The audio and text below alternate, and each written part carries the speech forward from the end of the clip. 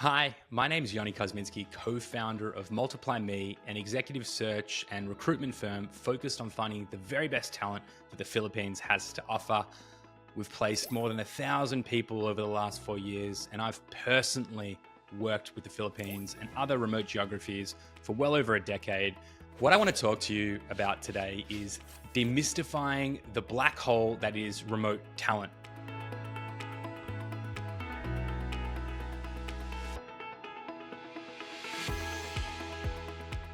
Before we dive into it, what I want to make sure you see is that we've just released our latest salary guide that shows you the top 100 roles to hire in the Philippines and what you should be paying. So if you go to the link up here or down below, you can grab it. There is a ton of high value stuff. We show you inside of it what you should be paying for a senior, mid, and junior level talent in the Philippines, what their monthly salaries look like against the US. And we do this for 100 roles. Check it out. Let's get back to outsourcing, offshoring, and everything in between. There is so much out there around the different ways in which people work. And if you've not worked in the space or worked with remote talent, there are so many things that 10 years ago used to confuse me so much beyond just where to find the talent. What are the different models and how do I engage and what does that look like? So in this video, what I'm trying to explain to you is the different models and the pros and cons that exist with each one. Obviously, the decisions are always on the business managers, owners, hiring managers, anyone that's going to go down this path. This is for you that's just trying to help you understand what might work for you. So let's dive into defining some of the terms that exist. There are two key terms that get thrown around a lot: outsourcing and offshoring. Outsourcing is effectively when you look to outsource a function of your operation. So this is an example where, let's say you're looking to stand up a customer support function. You've not done it before, but your goal is to do it quickly, have it off your hands, and not be responsible for the execution. So that is what is effectively called outsourcing, where you delegate a function of the business, typically on the lower level side. So those will be customer support or PPC management or things that are really focused on large teams that need to be built. You can even do things like sales development representatives and functions like that, which is different to offshoring, where offshoring is what we know today as geographically dispersed teams, or working with teams in different geographies where they work with you and your business and are just like having someone work for you internally, only in a remote environment. And I imagine this term will change in years to come. Now, there are nuances that exist inside of that offshoring model. There is the offshoring traditional BPO, business process outsourcing model, that was established probably 30 years ago now. And in that model, what you are effectively doing is you are engaging a company that will do the sourcing, will help work through the hiring component. And once you find that talent, they work for the company in that geography, typically from a physical location, and will be your pseudo employee that's hired by them, that you work with them.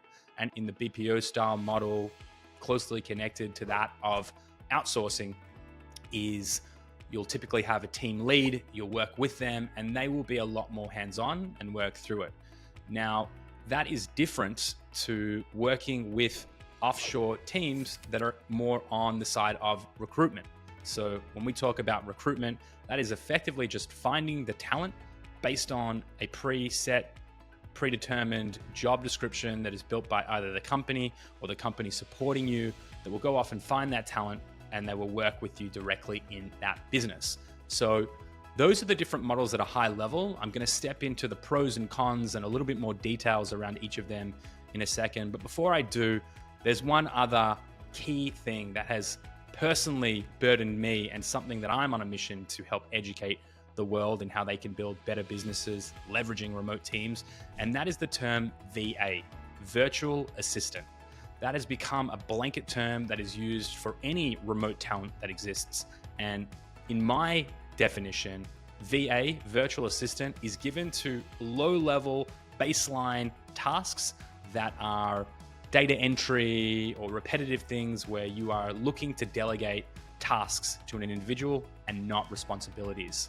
Now, how we look at the world, and something that anyone who is looking to scale a business should really consider, is value-based hiring. Now, value-based hiring is what most companies typically do. They simply struggle to understand that this is a possibility when working with emerging world talent.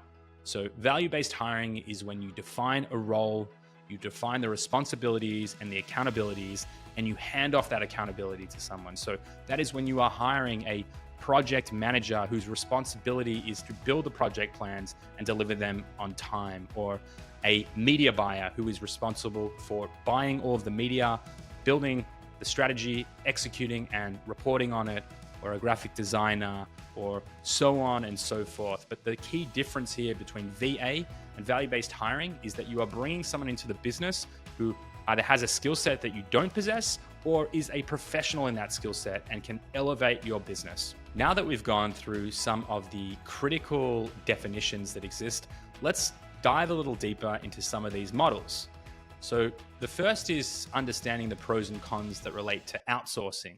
As a reminder, outsourcing is when you delegate an entire function of your business to a company, and they have a lot more control and ownership of it. And I guess we can start there. One of the pros is that it's much lower touch. When you're delegating out an entire function, you as an individual don't need to do as much work when it comes to managing. Typically, what you're going to see is defined SLAs, service level agreements, as an example, with a customer support function, how quickly people will respond, the net promoter score that they will receive, elements that will help dictate are they on track or off track. And what you'll typically find is that there'll be a team lead that's building out the entire team. And for you as a business owner, the real benefit here is that you don't need to go into the weeds, and you can sit at a more macro level guiding those decisions. It's typically quicker to scale, as again, you as an individual versus having an entire function working toward it can build that out much quicker than you would to say go and have to find the talent, interview each person individually and go through that process. You're effectively handing that off to the professional company to go forth and do that. And that is really the benefits that exist inside of it. If you're looking to scale really quickly, if money is no object and it's about speed to market, then this is likely a good option for you. On the converse side, you have reduced levels of control in a business like this. You're being held to the SLAs, so you might have a scenario where you have a team lead who is hiring and firing talent that exists inside of the team of 20, 30, 50, 100, and based on their performance and what's being delivered, there can be layers that are lost in that. So you have reduced direct contact with the team and impact. If you're someone who's trying to build your own company culture and be a lot more involved, then this is obviously going to be something that is an inhibitor.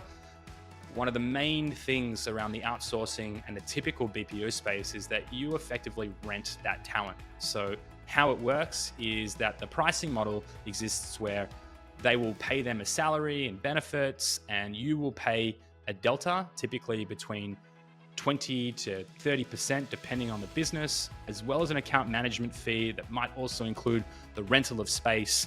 And you will pay that in perpetuity for as long as you work with this company. So while there is an absolute benefit of having it grow quickly and scale quickly, and there's lower touch, so too comes the ongoing costs attached to that. And lastly, these companies will typically lock you into a contract. So if you want to, say, move that team or set up your own entity or go through that process, it's often quite difficult to do, and something that you'll pay a hefty price on the back end of it. Again, this can absolutely be a great decision for you, but the reality of it is that if you don't have the foresight and understanding, you can find yourself in tough positions later on when you're trying to continue to scale the business or take different directions or pivot or use those employees in other functions. The other version of this in the BPO space is almost a hybrid. So in a typical offshoring BPO model, you'll have greater control when it comes to hiring the team. So you will effectively be the one who can make those decisions. You can still have a similar hybrid function. If you want to bring in a manager and have them more involved, then you can do so. But you definitely have a higher degree of control in the BPO offshoring model than you do the outsourcing model. You're not defining SLAs. You are going more deep, defining the accountabilities, working with that team and building it out. You can obviously build out a dedicated team, and they are inside of your business to a degree. They'll work exclusively with your business. And this is something that, if you're trying to have a degree of control of your business, again, is quite a benefit. And you'll even have a degree of cultural controls depending on the business and how it operates. A lot of the time, given that BPOs often work from centralized locations, they'll have their company branding and logo and banner and culture, and often invite team members to come and get involved. And that is where there are benefits, because they are doing cultural events and things can be taken off your plate. But on the converse, again, you will not necessarily be able to build your own independent culture. There will be mandates and potentially even fees attached to the cultural events that are had in those environments inside of other companies. And the request will be that you pay for them. Obviously, another challenge compared to the outsourcing business is that you have a higher involvement in decision making. So it's on you, the onus is on you to make those decisions as to who comes in and who doesn't. That can be seen as a pro if you want more control, but ultimately from a time dependency perspective, you are going to be more involved typically. You are also the owner of those results. So if the team member is not performing, you have defined the expectations and you work more closely with them, then you are the owner of those results. And based on that performance, you will dictate whether they stay or go, promoted, and so on. You will work with that BPO. This model also is not too dissimilar from that of the outsourcing model, where you will rent the talent. So you will pay for the account management, you will pay for the space, for the ongoing management of that talent. And typically it's that percentage of salary on top of that 20 to 30% on top of the base salary. And that is where they're making their money. And again, if you like this model, then you're locked in for as long as you work with them in that environment, you will be forced to pay an ongoing fee. And lastly, much like the outsourcing model, you'll be locked into a contract that's often challenging to break, hard to take employees from that environment to your own setup. So I would recommend also looking at the contracts and the terms and really understanding what is my vision around the company and where do I want to take it. The last model that exists is the recruitment model. This model is decades old, has been around since high value talent existed. Recruiters that work in US and global markets typically operate on this model. That model gives you the greatest level of control out of all the models when it comes to selecting the talent. You will either work with the recruiter or yourself, build the job description, the accountability, responsibilities, onboarding. This is effectively your team member, your employee, and the recruitment model simply helps to facilitate finding of that talent. You're able to build out your dedicated team. You're able to hire as needed and work through with these recruiters to understand who it is you need, what your hiring roadmap looks like. And again, there's typically no commitments that exist outside of simply sourcing and giving direct feedback. You're able to build your specific company culture. This person will not work for anyone else outside of your business, will be employed either by you directly, depending on your setup, or via a proxy, but ultimately they are your employee and they will operate just like they would in a local-based scenario, obviously with different legislations and guidelines around salary and benefits and things of that nature. And lastly, with recruitment, it's typically a one-time fee. So the fees will typically be between 20% and 35%, depending on the geography. And with that, you'll pay a one-time fee.